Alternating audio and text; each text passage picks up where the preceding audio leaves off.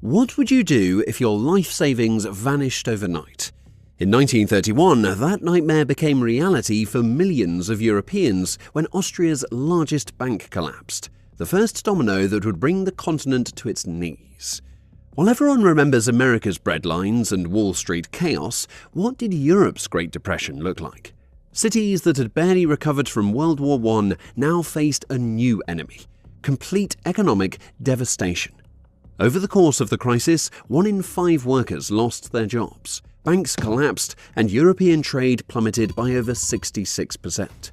But what caused Europe to spiral from post-war recovery into financial ruin? Buckle up as we uncover the chaos and economic turmoil behind Europe's Great Depression. Let's start in the early 1920s. Europe was a continent rebuilding from the ashes of World War I, having to reconstruct factories, farms, and homes. Europe's industry lagged behind an increasingly productive United States. The average US factory worker now produced twice as much per hour as their European counterpart. World War I had also left economies shattered by debt from reparations obligations and would see traumatized populations with hunger and hyperinflation. Desperate for stability and recovery, European nations leaned heavily on help from Uncle Sam, with American banks becoming Europe's ATM.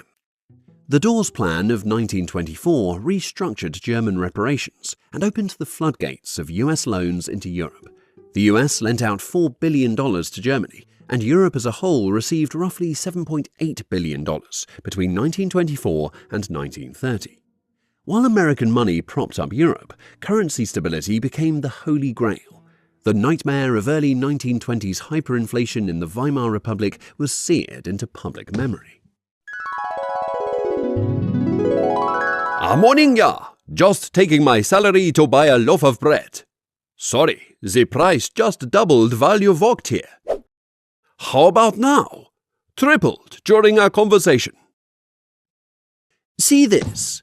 Unlike paper that you can print endlessly, gold is finite. You can't just make more of it. Our marks became wallpaper. But this has held its value for centuries. No printing press can devalue it. Well, back to the gold standard then. Yes, a mark backed by gold can never become worthless. The shared fixation for consistency and stability drove a return to the gold standard. By the mid-1920s, Britain, France, Italy, and many others tied their currencies to gold, hoping to create financial trust. But this stability came at a cost. To maintain gold pegs, governments had to balance budgets, suppress wages to keep labour costs matching falling prices, and hike interest rates if gold flowed out. These rigid rules proved crippling during crises, effectively handcuffing Europe as disaster loomed. Yet, despite these challenges, parts of Europe saw prosperity in the Roaring '20s. Factories hummed in Berlin and Paris. Germany grew through US loans. France rebounded after the stabilization of its franc. Europe's recovery remained fragile, hindered by farm overproduction, shaky banks, and war debts. However, this fragile recovery wouldn't last, and in 1929, things would take a turn for the worse. When America sneezes, the rest of the world catches a cold. In October 1929, Wall Street crashed, and the shockwave hit Europe hard. US investors and banks filled with fear began calling in their loans. Europe lost its American lifeline that it had come to heavily rely on. Time to pay up, folks. But I just used your loans to pay France. And I'll use that to pay Britain. Who used it to pay you? As economic uncertainty set in, nations scrambled to save themselves. And in 1930, America fired the first shot with the Smoot-Hawley Tariff Act, slamming the door on European goods. Europe retaliated in a panic. France imposed quotas on over 3,000 products. Germany hiked tariffs by 50%, and even Britain, the champion of free trade for 85 years, abandoned its stance. The world shut down in hostile economic blocs. For everyday farmers and miners, it was a death sentence. And just when things looked like they couldn't get any worse, European banks began to fall. In May 1931, Creditanstalt, Austria's mighty financial pillar, announced insolvency. Alarm bells rang throughout the continent. If big banks could fail, Who was safe? Depositors stormed branches demanding money that wasn't there, which created bank runs.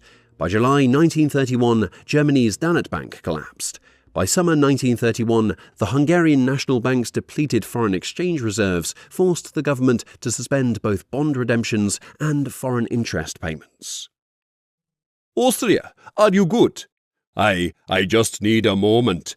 Tell me you're still liquid? I'm not technically insolvent if no one checks. Nations faced a nightmare choice. Stick to the gold standard, where the currency remained stable, but governments couldn't stimulate the economy during hard times, and were required to raise interest rates, cut spending, and crush wages to defend the currency. Alternatively, they could abandon the gold standard for a floating currency, allowing the central bank to adjust interest rates and the money supply freely to stimulate the economy, but at the risk of excessive money printing and high inflation. Many countries, including Germany, chose to maintain the gold standard at first. Germany's Chancellor, Heinrich Brüning, became the grim symbol of this era. He slashed unemployment benefits, raised taxes, and cut wages, all while 6 million Germans lost their jobs. His policies strangled the economy. Industrial output plunged 40%. People called him the Hunger Chancellor. Desperate citizens listened to new voices. Communists promising revolution, Nazis vowing revenge. It seemed that a continental crisis was inevitable. Britain entered the 1930s already wounded. Its coal, steel, and shipbuilding industries were decaying. When the Depression hit, unemployment soared to 20%, or over 2.5 million people. The Jarrow March of 1936 saw endless columns of jobless men march 300 miles to London and became a symbol of a nation's despair. However, here's where Britain's story diverged from that of the continent. In September 1931, with gold reserves bleeding away, it made the unthinkable decision. It abandoned the gold standard. The pound sank like a stone, dropping 23%. After leaving gold, the national government coalition slashed interest rates to historic lows. Reluctantly, it also abandoned free trade, shielding its industries that were hit with tariffs while favouring trade within the empire, allowing exports to recover. These moves, combined with a cheaper pound, slowly stabilised the British economy. While extremists seized power elsewhere on the continent, Britain's institutions bent but didn't break. The same couldn't be said for Germany and Italy. The two countries walked parallel paths into darkness, marked by economic ruin, democratic collapse, and rebirth through dictatorship. Germany suffered immensely. By 1932, unemployment had reached 6 million, nearly one-third of the workforce. In industrial towns, half the workforce idled. Chancellor Brüning's austerity had backfired catastrophically. Extremist Nazis and communists dominated elections. In January 1933, Adolf Hitler became Chancellor of Germany. Democracy died within months. The Nazis poured money into rearmament and propaganda projects. The Autobahn highways, tanks and fighter planes. By 1936, unemployment vanished, on paper. But workers now laboured for the state, building instruments of war. Italy followed the same script, minus the election. Mussolini, already a dictator since the 1920s, had crippled Italy by overvaluing the lira on the gold standard. When the Depression hit, industries imploded. Mussolini's answer? Total state control. In 1933, he established the IRI, a government holding company that acquired failing banks and industries. Jobs came from conquest.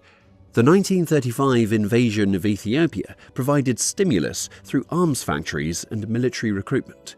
Both nations traded freedom and civil rights for a grim, militarized recovery. Unlike the other nations, France recognized the Depression late and paid a heavy price for its complacency. Its banks held less US debt, and a larger agricultural sector provided a buffer. Through 1930, France felt insulated.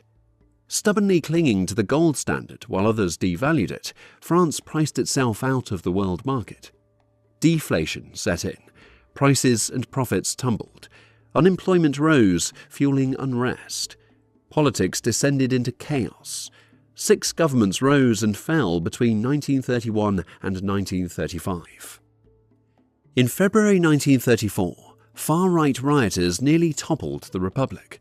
Society was split between fascist leagues and militant communists. Finally, in 1936, voters handed power to the left-wing Popular Front.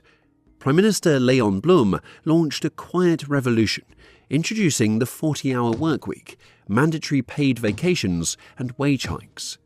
For the first time, French workers gained paid holidays, heading to the beaches instead of barricades. France also abandoned gold, but business elites put an end to the experiment. Capital fled, investment froze, and by 1938 the Popular Front collapsed. France entered World War II divided, demoralized, and economically weaker than it had been in 1929. My biggest bank collapsed. We're running on fumes and prayer. Wheat prices tanked. 40% of industry gone. Authoritarianism's back. It's cheaper than reform. We dumped the monarchy, tried democracy, and now we're gearing up for civil war. By the late 1930s, Europe's depression eased, not through cooperation, but through the grim threat of war. Large-scale rearmament in Europe, the Far East, and eventually the United States after 1939 finally absorbed the excess industrial capacity that had remained idle since 1929. Unemployment fell, but the cost was a continent arming for annihilation. The Depression's true devastation was political. Europe was already weak, and with the Great Depression, faith in democracy and capitalism evaporated. When moderates offered only hunger and hopelessness, millions embraced extremists, offering scapegoats and swift solutions. International cooperation died. Tariffs became weapons. Beggar-thy-neighbour currency devaluations to boost a country's exports at the expense of its trade partners had poisoned relations.